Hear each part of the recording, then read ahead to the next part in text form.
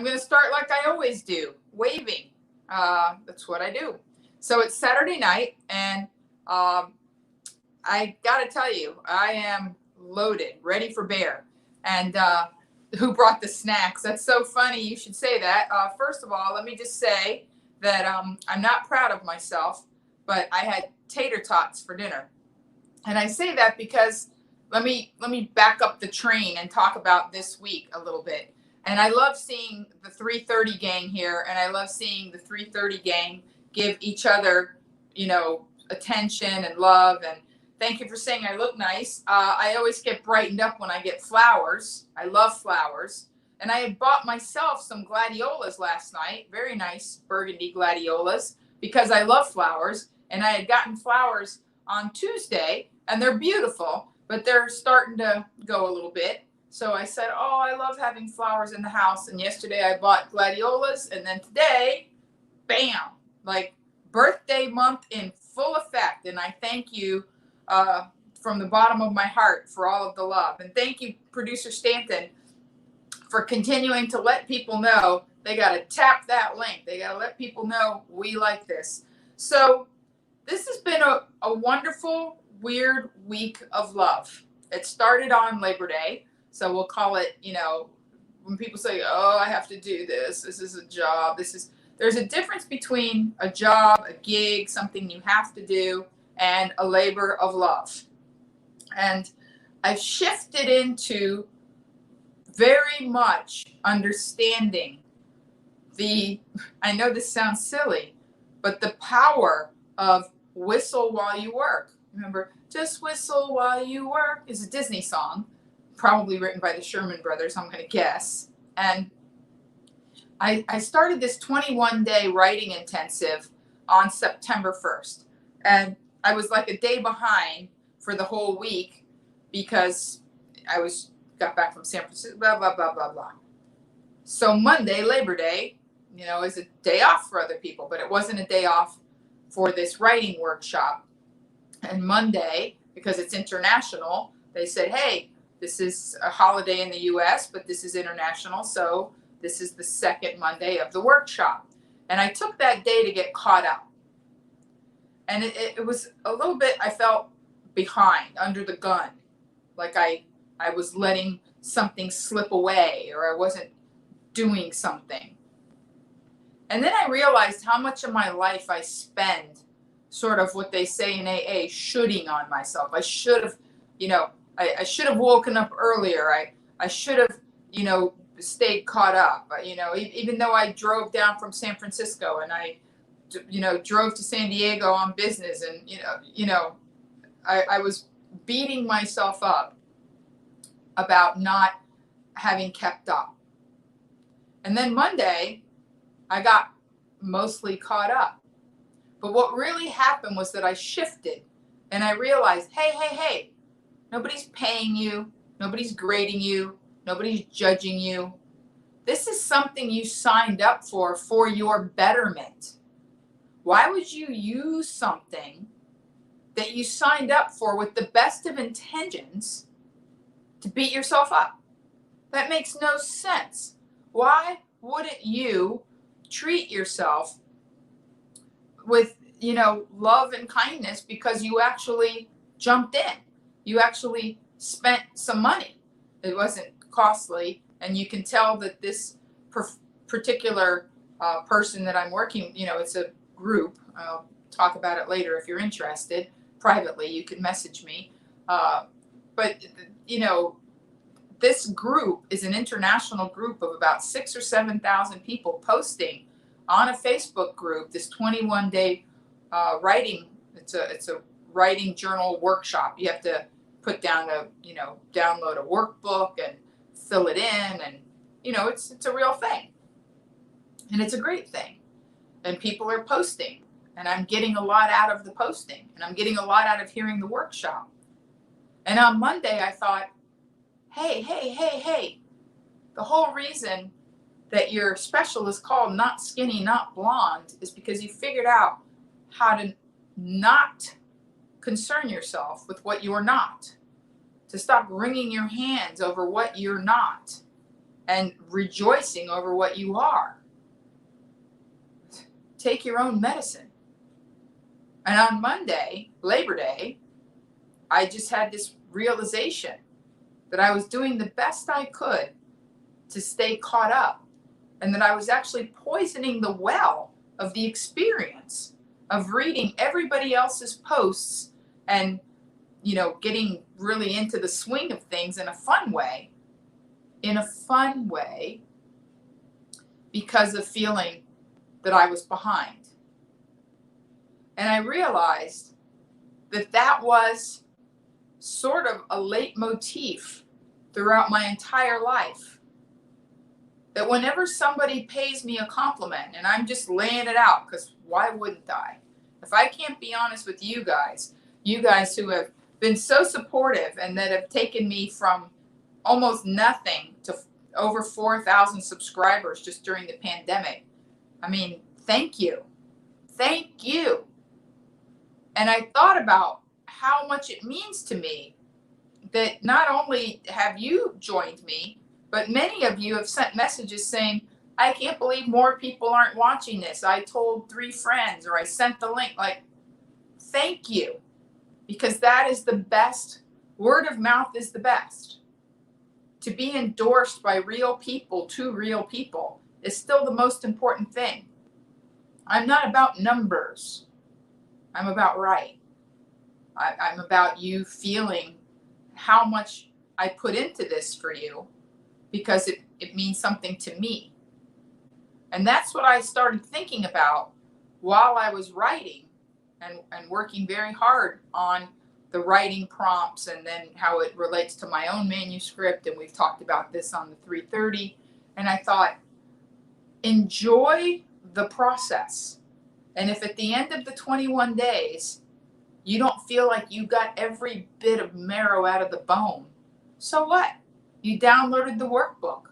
You can go anytime, this is 2020, to your dashboard and rewatch the workshops. You can do it 3 times. You can do it for 60 days, 63 days. You can have a technical rehearsal, a dress rehearsal, and then really do it. And I started playing, like when you play with quantum physics, I started playing with time and space of, Monique, you are here. You're a comedian. You've been doing this for 30 years. You have answered to no one. I've been an independent contractor almost my entire adult life. I quit my day job when I was 30. And prior to that, I sold medical malpractice insurance. I was my own, LLC.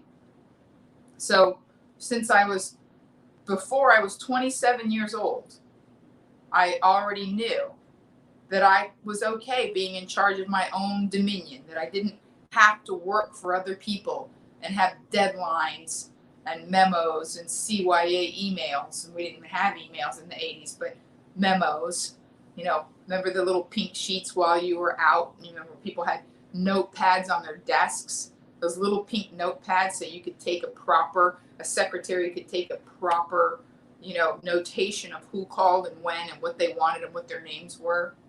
Like, gone. Nobody does that anymore. I don't even know what the inside of a corporate office looks like or how people behave. I mean, I've been in them. I've been inside of my, when I worked at KFI, I was in Robin Bertolucci's office. I know what it looked like. She still had a landline. It's crazy. But the point that I'm making is that I realized that these behaviors, these emotions, these compulsions build up on you like plaque builds up on your teeth.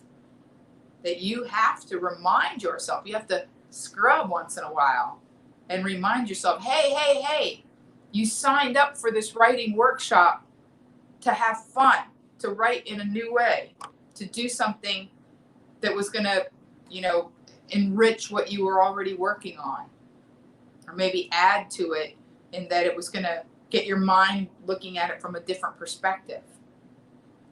And one of the things that they mentioned that could be helpful in the process was a writer's walk. They called it a writer's walk. Well, I didn't need to be told to do that. For years, way, probably before Crocodile Dundee, I have been a huge fan of the walkabout, of just putting on some comfortable shoes and walking and thinking and being in nature and observing and looking at architecture and looking at houses and seeing who has pretty succulents and what colors go good together. And as you observe and kind of set your mind free, then other things happen and ideas bubble forth when you take the pressure off of yourself. And I had a lot of good ideas this week, great ideas, in fact, of how to, now that it's 2020, almost 2021, if you can believe it, we're almost to the final quarter. It's going to be the autumnal equinox, September 23rd. I'm very aware of the autumnal equinox because I love that my birthday falls on the autumnal equinox. And I also have the same birthday as Bruce Springsteen. And it means so much to me. And Julio Iglesias and Ray Charles. Have you ever looked up to see who has your birthday? It's a really cool thing. In fact, this sounds terrible. I've dated two men years apart that had the same birthday, and they were equally annoying. I don't know why I shared that. Maybe it matters. Okay, so I want you to think about what you could do that would enhance something you're already doing and loving. One of the things I talked about in this writing workshop was that if you can cement a habit with a habit you already have, like for instance, if every single day you drink tea, which I go back and forth between tea and coffee, but oddly enough, when I'm writing, I drink tea. It makes me feel very literary. So coffee makes me feel like a hippie, and I love coffee. It makes me feel like the hood, It's just, I grew up with it, café con leche, it's a familial, where tea is more formal. I'm a writer now. So when I'm writing, I drink tea.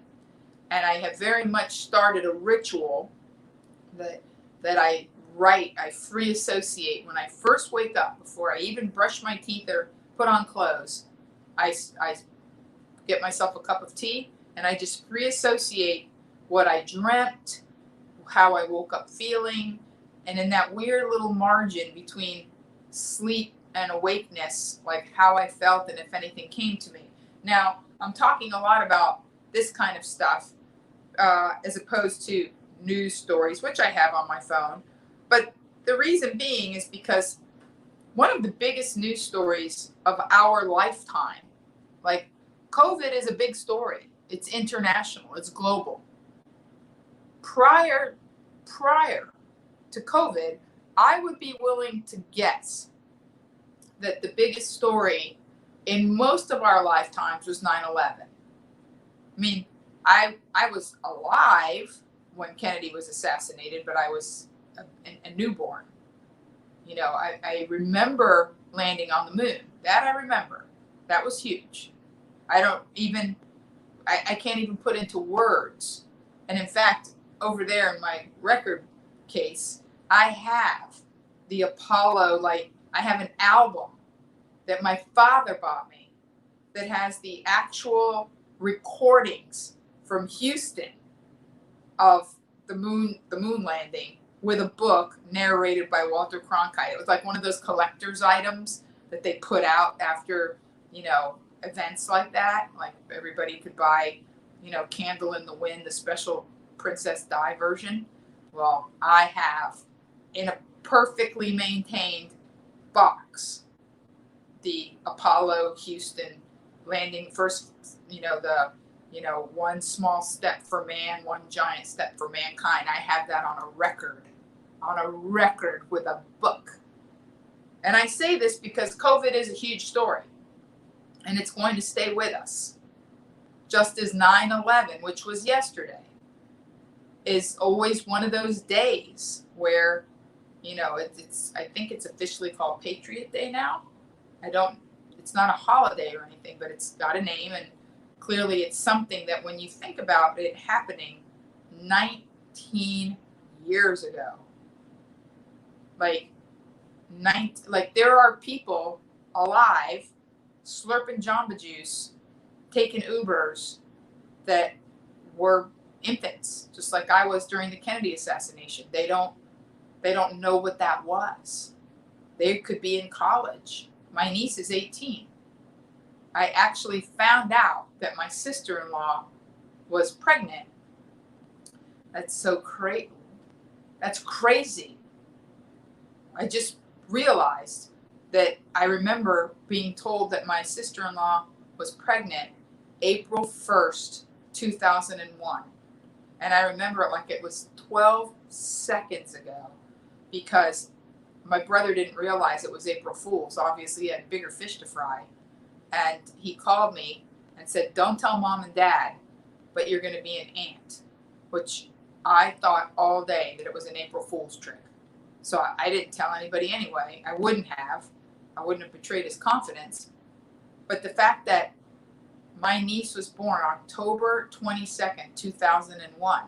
She's going to be 19 this year. It's not part of her frame of reference. She knows that there was a historical event. She vaguely knows some of the details of New York and the Twin Towers. In fact, I think about it almost daily, because my treat is that every night I let myself, when I'm done doing the workshop assignment, watch 2 episodes of The Sopranos, which to me is the equivalent of a really good movie, because every episode is pretty much a standalone brilliant gem. And the opening credits, you see the Twin Towers as he's driving in Jersey. And every single time I see them, I remember a summer vacation where I visited my cousins in Long Island. You had to take the train to the Ronkonkoma station. That's the way they said it. It's not how it was spelled, Ronkonkoma, but they said Ronkonkoma station. Maybe it ends in an A. I don't think so. I'll have to look it up. And they lived in Long Island, Center Reach. That was their address, Center Reach, New York. And we would go out to Long Island. My uncle was a policeman. And we went into the city, and he got us a special tour of the Twin Towers. And I remember I wouldn't even get near the windows because I'm afraid of heights. And they had just a little bit of give so that they could withstand. Like they moved a tiny, tiny bit. You didn't really feel it, but in my mind, I felt it. I'm sure it wasn't moving, but I felt it. And I was terrified.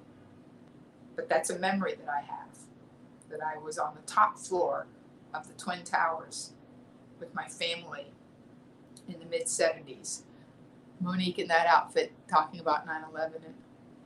Yeah, exactly. It's a peculiar, and actually last week I was very informal. But this week I thought, you know what, it's been an important week and a lot of important things have happened. So I wore, this is a very important dress. I moved into this apartment where a lot happened for me to manifest this apartment. And I moved into this apartment on moving day. I wore this dress and the burgundy hat that I wore at 3:30. And then for the evening, I spruced up and put on my nice headband, because this has been a week of importance. This has been a week where, I've counted my blessings that at this point we're 7 weeks and a few days from the election. I don't even know the word, because it's become something. I remember Emily Latella, which was, forgive me, the late, great Gilda Radner. The late, great Gilda Radner. I wanted to say Rita Rudner. I'm like, no, Rita Rudner's alive. It's Gilda Radner. And Gilda Radner would do this whole thing, and then she would realize that she was saying the wrong word, and she would say, never mind. And she did an entire thing as Emily Latella about the presidential election. And I think at that time it was hilarious because it wasn't about that. But oddly enough, I don't think you could say, make a joke of the presidential election now, because it wouldn't be funny and probably an investigation would get started. So I want to share a little bit of the writing with you, and then we'll also go to some news stories, because I feel like I can't just, I mean, last week we talked about, Black Lives Matters, and I had some facts and et cetera, et cetera. So at least you guys know that I'm trying to not just have it be about recollections and whatnot, but there is something to be said. Like, for instance, one of the stories this week, Paris Hilton says she created a Barbie persona to avoid the pain of her abusive past. Now, I know that doesn't sound like, a great story, but it's an interesting story to me, because I used to actually use the expression when I was on the radio, the Hiltification of America, because a lot of people don't realize that Paris Hilton sort of started this, for lack of a better term, this surrealistic, I think it was called The Surreal Life. And it was her and Nicole Richie, and they were bestie. There was one called The Simple Life. Then there was, Surreal Life is another one. The Simple, I don't watch any reality television, but I know that it's just plain water. My Coke is there, but last week I was so over caffeinated. I love water with just a little bit of lime in it. So, Paris Hilton, thank you, Professor Stanton, for reminding me to remind them to tap the like button. Paris Hilton started this whole on a next level. Like, we had Survivor, and that was reality television. But I think she heralded in the celebutante, or even non-celebrity, like Zsa Zsa Gabor was famous for nothing, just for being on Merv Griffin and having a fabulous accent. And I think she was sort of the modern day Zsa Zsa Gabor. Like, nobody really knew what Zsa Zsa Gabor did. And she wasn't even famous till she smacked a cop in Beverly Hills. And then she got real famous because she went to jail. And she wasn't young. And that's not a good place for a, plumped up, entitled Hungarian. But that being said, so I read this whole story about Paris Hilton, and and it's not like in a tabloid, it's in People, which is pretty vetted. And she went to a school, and this is that 6 degrees of separation. She went to a school in Provo, Utah for troubled children. I know 2 other people that went to that school, both of them male. And back in the day, when you went to this school, they separated you from your parents. Your parents were not allowed to contact you.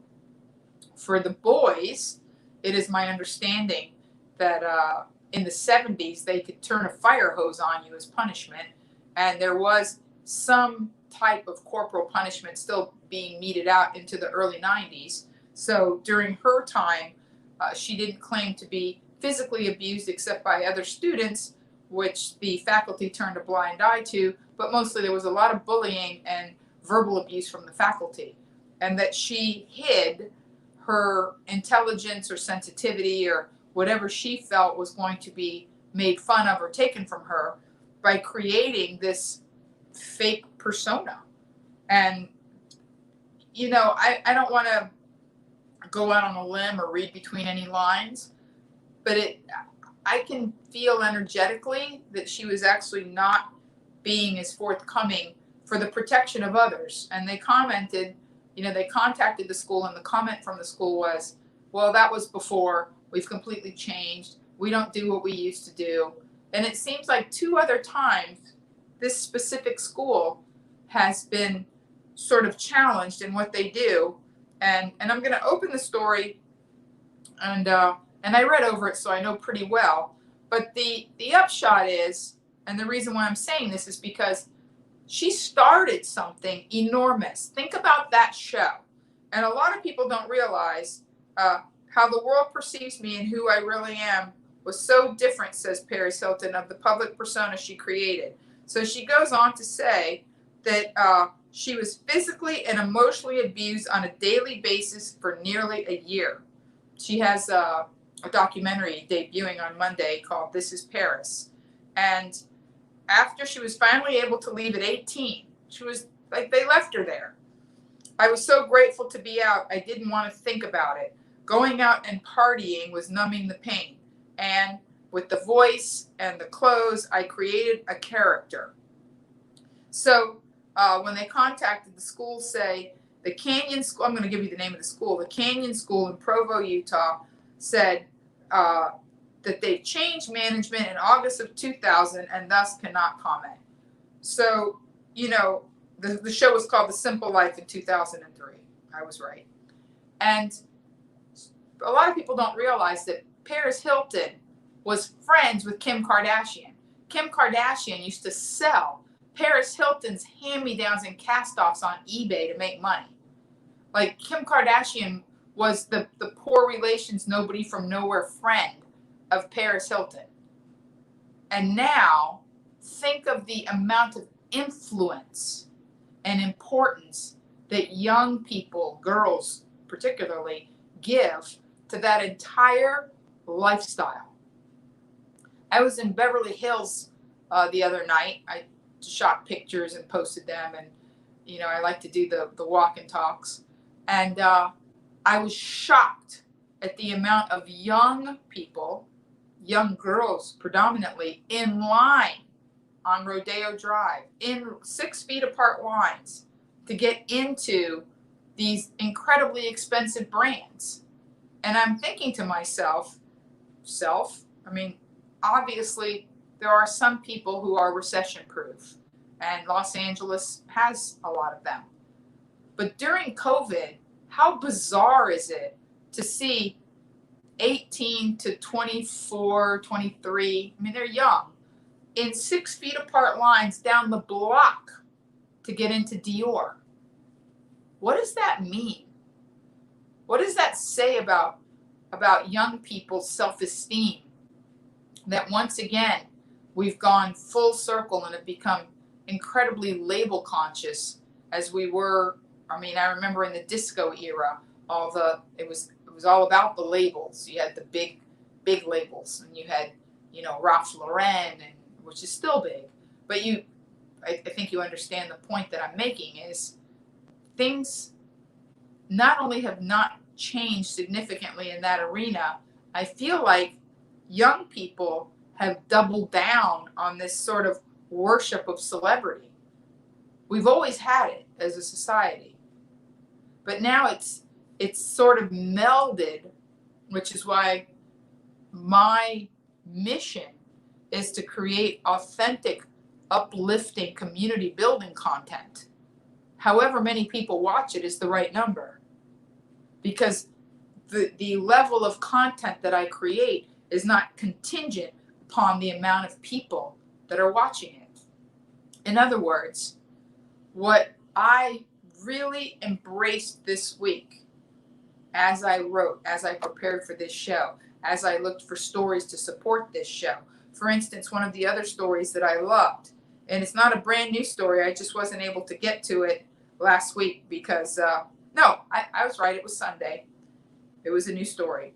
This is a great story. This is what I'm about. This is the photo negative of the simple life world, the Hiltification of America, if you will. 12-year-old Minnesota girl's aunt calls her a hero for protecting infant niece during a shooting. Now, this young woman, Michaela Salter, was a 48-year-old Minnesota man whom police later identified as Jason Michael Message, fatally shot his wife, Angela Message, before shooting Michaela, 12 years old, her sister, who was grown, Kanisha, 29, who lived next door, according to Bloomington police. And they were helping their aunt unload a truck. He showed up, and Kanisha's infant daughter, the woman that was shot dead, had an infant daughter. And her sister grabbed that child and ran and was shot in the side of the head.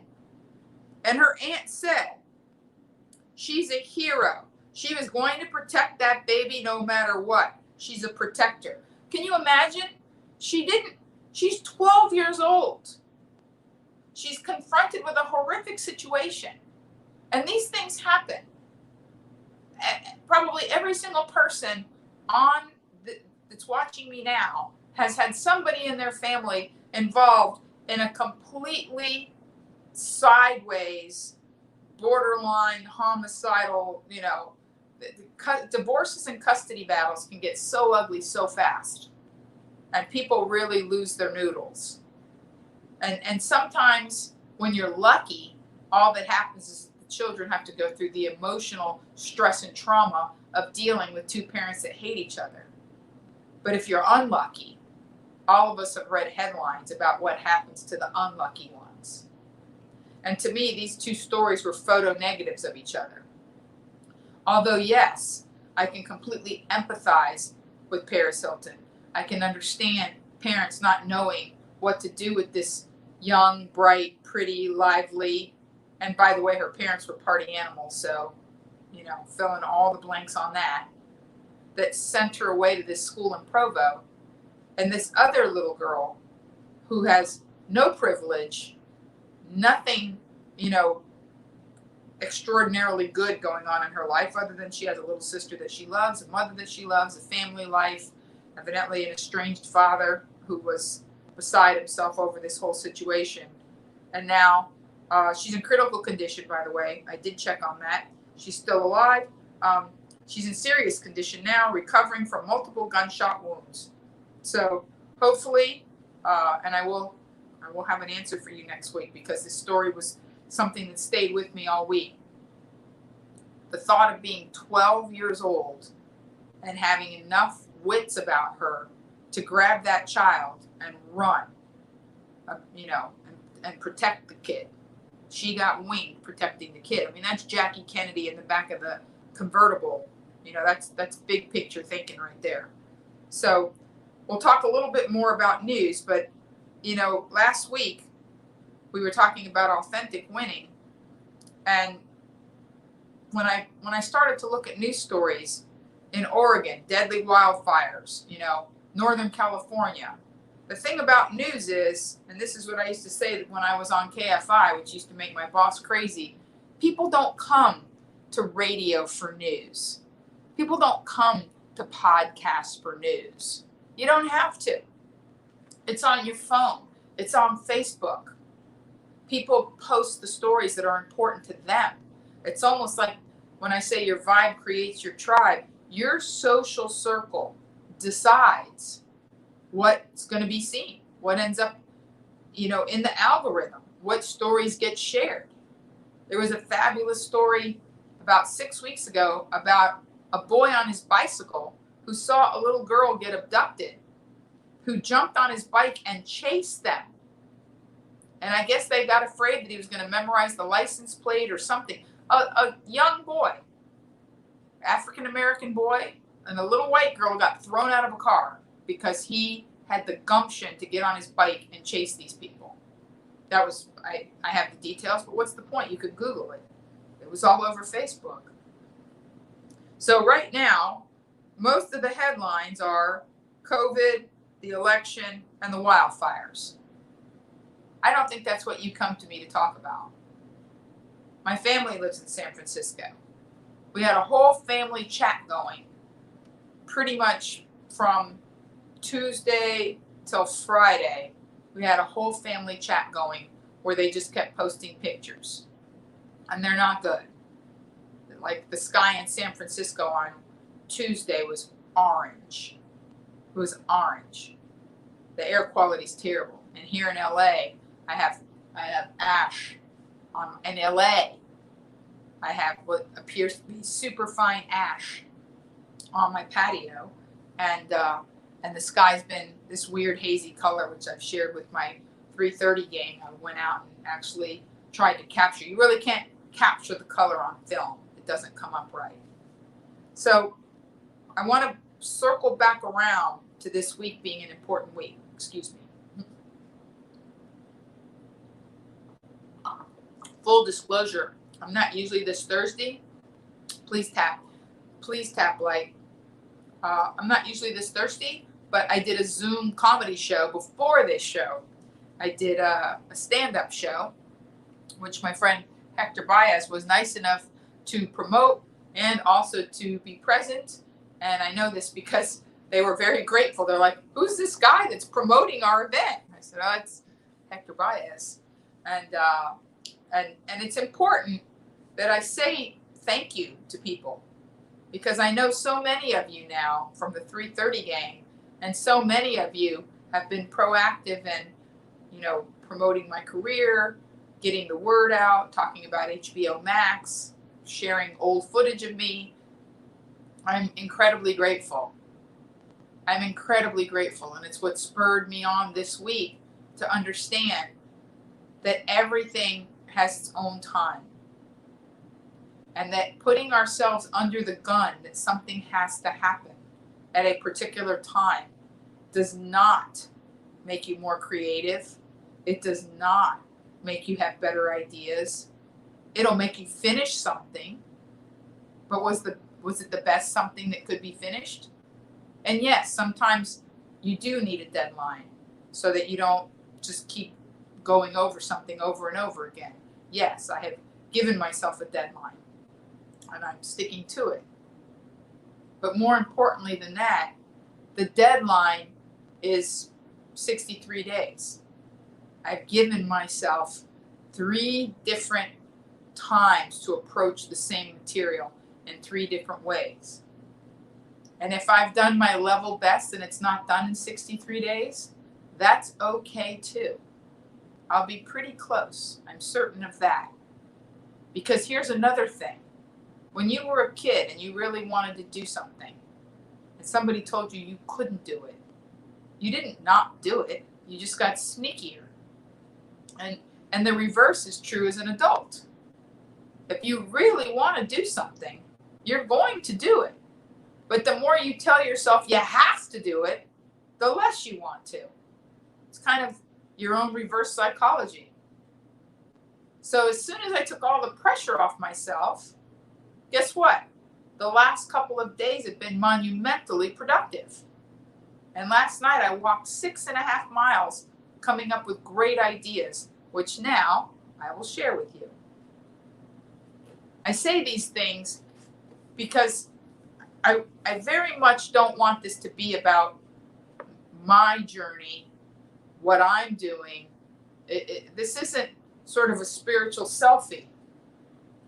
This is food for thought, just like I get the prompts from the writer that prompts me to write in a new direction. I think sort of our talk of our times, because our times are our times. They haven't changed in 6 months. The 6 months since I started doing Talk of Our Times, the talk has been COVID, it's been politics, it's been the election, whether we're going to have mail-in votes, we're not going to have mail-in votes, we're going to defund the police, we're going to defund the post office, we're going to loot, we're going to burn, we're going to do it. None of it has really changed. They just ratcheted up. It's just like an orchestra of information. It's like, let's bring up the Black Lives Matters and scare these people. And let's bring up, it's just this big information orchestra of trying to play on your emotions to get you to do something that somebody else will benefit from and not necessarily you. And I have stopped. I call this the pause for the cause. I don't even use negative nomenclature. I don't say COVID-19 or, whatever, the pandemic or no. I refuse to use negative. I call it the pause for the cause. And guess what, boys and girls? During this pause for the cause, I have taken the time to become a better steward of my money. I have read because we have all of these relief things available, I've taken the time to actually call credit card companies and say, well, how did I get up to this level of interest? I wasn't even paying attention. And then they said, oh, well, you missed a payment 3 years ago, and it was in the tiny, tiny print that if you were late by 2 days that we could raise your interest. I wasn't paying. I was asleep at the wheel about a lot of things because I was just like, travel, get on a boat, get on a plane, tell some jokes, get a check, keep going, pay your bills, go, go, go, go, go, go. And then all of a sudden, then I started calling. Hello, American Express. Hello, BMW Visa. Hello, BMW Financials. Hello, hello, hello, hello. And at this very moment, I know exactly how much I have in savings, 401k. I have no credit card debt. Guess what? I negotiated basically time served. Like, really?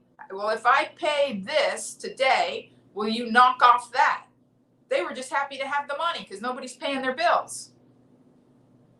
This has done me no harm. I'm going to say it again, because the reality is nothing has done me harm. Even the worst things that happened to me were an opportunity to learn, to get acquainted with something that I kept over there. Was 9/11 fun? Heck no. It was horrible.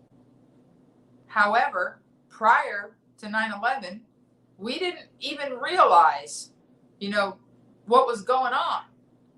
I mean, truly, what was going on. We were kind of loosey-goosey. Now we pay attention. Is airport security the end-all, be-all? No, but I got to be honest, I feel better. I really do. I feel better knowing that people's suitcases are getting looked at. I've been alive long enough to remember Lockerbie, the plane that exploded over the ocean on its way to Scotland, or its way to or from. Gone, whole plane. I say these things because I want you to think about what really matters. And even though something could be a minor inconvenience, think bigger picture of what we got out of it. Like, I've been traveling for years. Traveling used to be a free-for-all. You just didn't even know what was in the overhead compartments, and people just crammed stuff, and there was no, the bag has to fit in this little box, and now we know what's expected of us. It's a very orderly process. You show up early, you get your stuff x-rayed, nobody's trying to jam anything in the overhead. And now with COVID, there's middle seats are taped off on some flights. It is what it is. We get used to things. We adapt. We learn. We take the time. We read the fine print. We ask questions. We know what 4 ounces looks like in a Ziploc bag. Is that really horrible? Is it really making your life that difficult? Not mine. There were a lot of things that I really wasn't paying attention to. The proper amount of attention. So I have used this time to get very, very clear and very, very focused on what I want. So I wrote some notes for you guys. And first of all, there's a movie, and I'm gonna indulge me for 1 second, because it's important, and I should have looked it up before.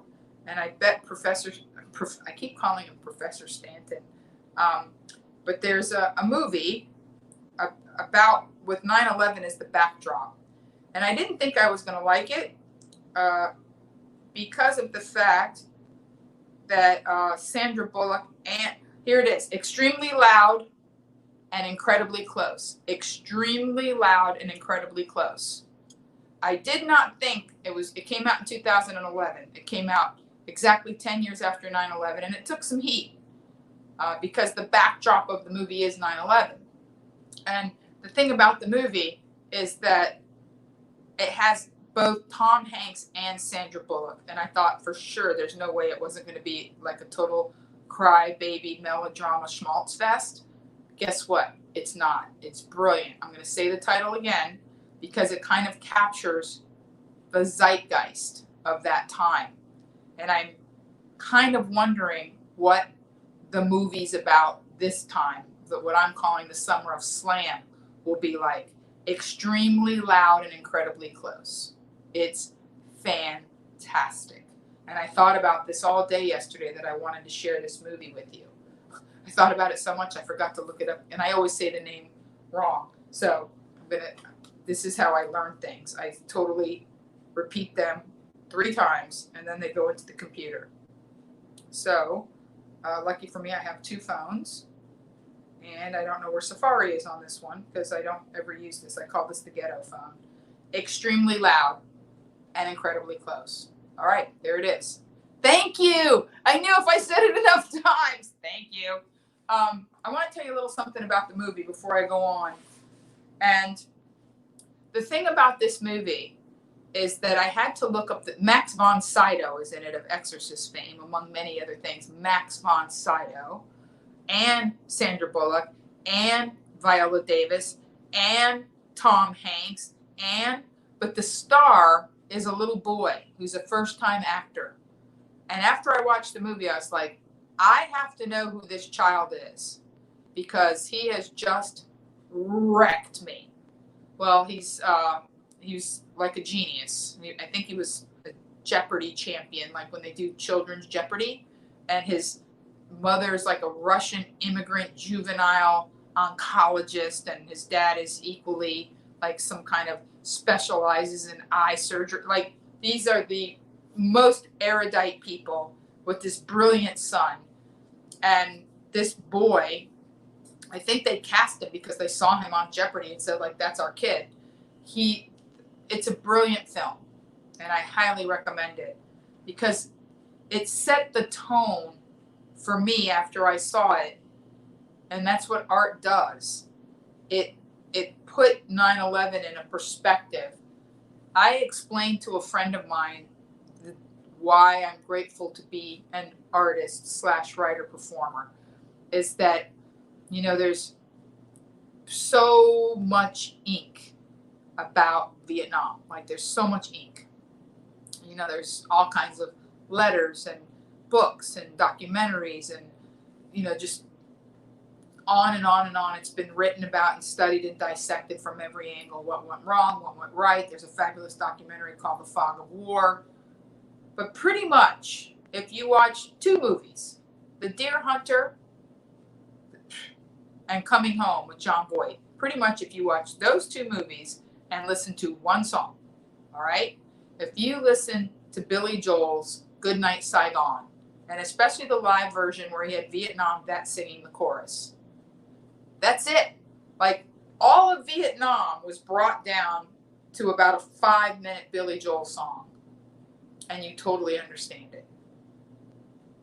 And right now, my job to me as a writer, performer, as an artist, is to take a week's worth of stuff, a Labor Day that didn't happen, that was the end of a summer that didn't happen, going into the remembrance of 9/11, which seems surrealistic in the face of this political climate and COVID, and the fact that these things, the further away they get, I guarantee you there's some old timers alive. They can't believe how sort of unimportant, you know, December 7th has become. Pearl Harbor Day is like, oh yeah, it's Pearl Harbor Day. Yeah, well, tell that to somebody who was alive during Pearl Harbor. And when we talk about things that matter, like never forget, never surrender, never forget, these things matter. Society changes. Paris Hilton changed the way we view celebrity. I don't even know that she's technically like a celebrity, like an A-lister, like you would call Tom Hanks or Sandra Bullock. But she certainly was an influencer. And now we live in the time of influencers. We live in the time of people whose job, you know, they're not just spin masters. Remember when we even used to first talk about the spin, and then Bill O'Reilly's show was called the No Spin Zone, which is irony upon irony. Little did we know he was Me Tooing everyone at Fox News. But think about 25 years ago, there was no such word as a pundit. What's a pundit?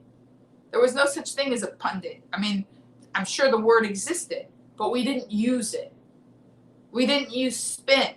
Something was true or false. It was real or it wasn't.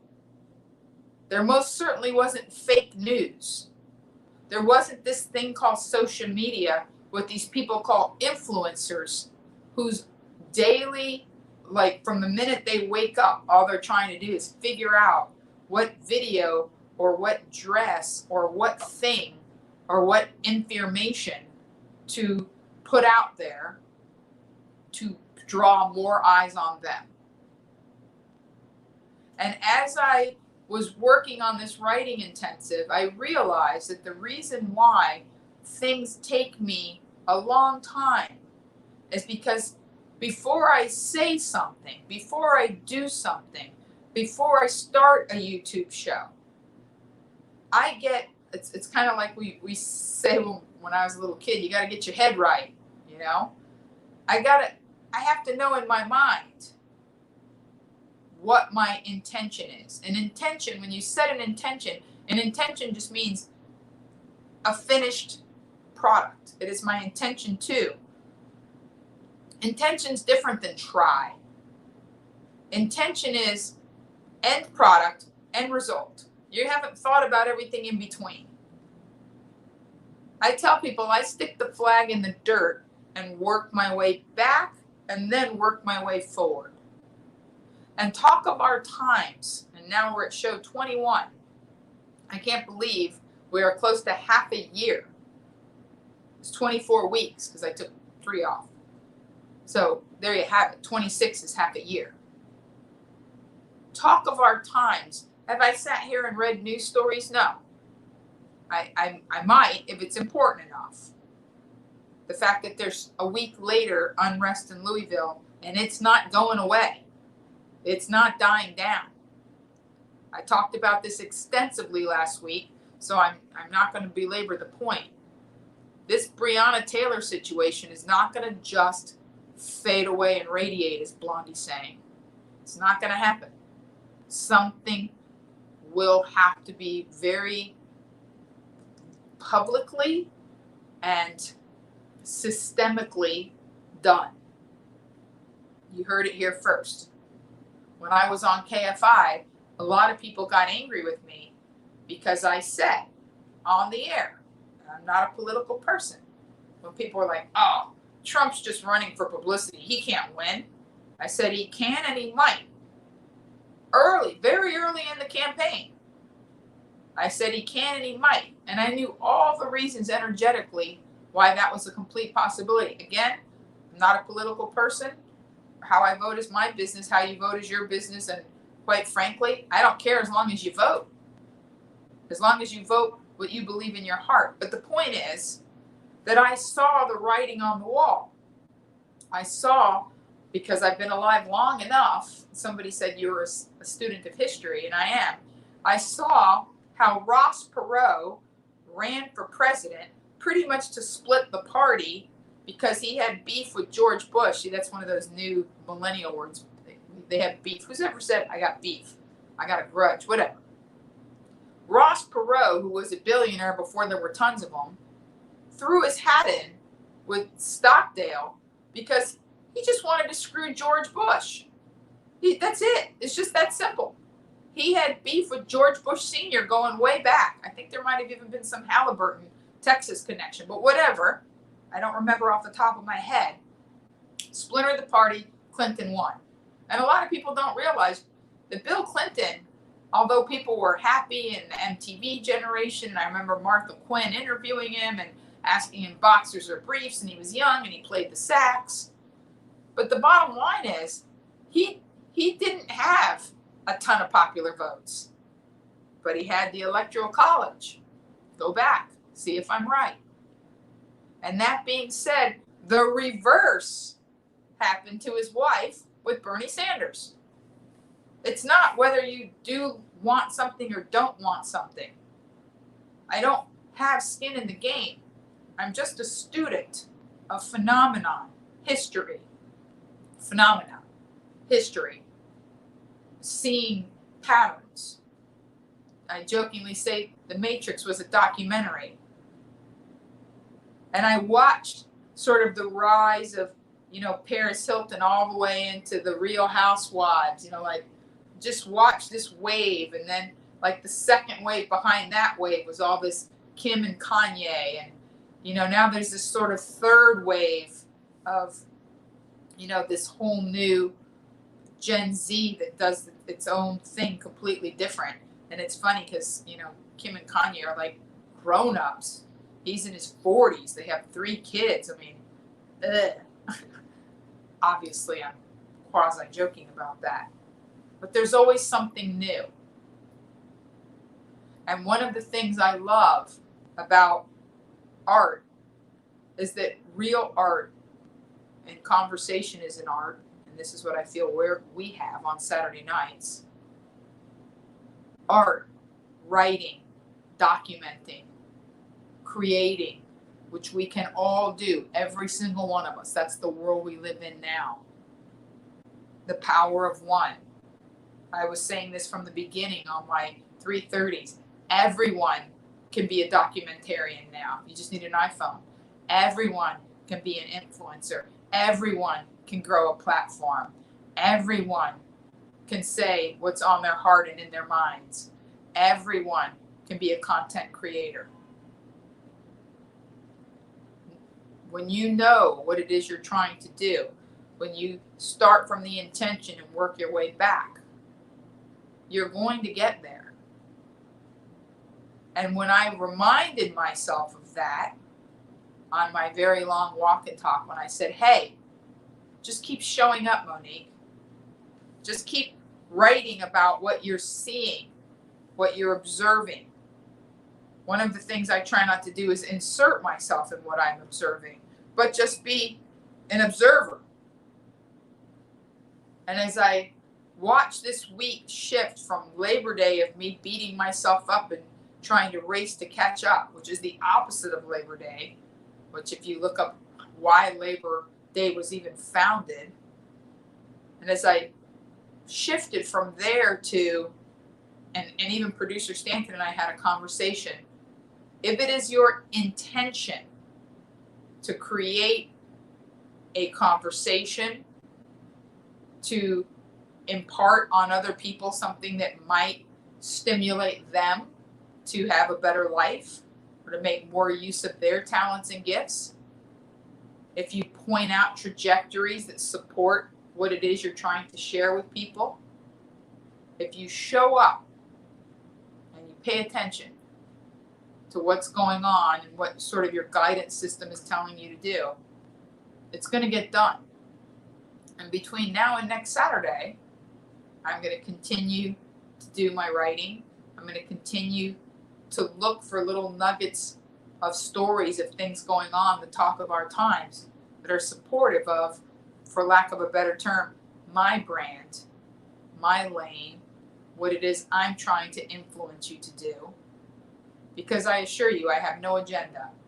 All I'm trying to influence you to do is to think in a way that brings you joy, that releases you from pressure and strain, that allows you to look at your either familial inculcation or perceived failures or perceived slights of people who did or didn't love you enough, and just go down the checklist of everything that's impeding you from happening.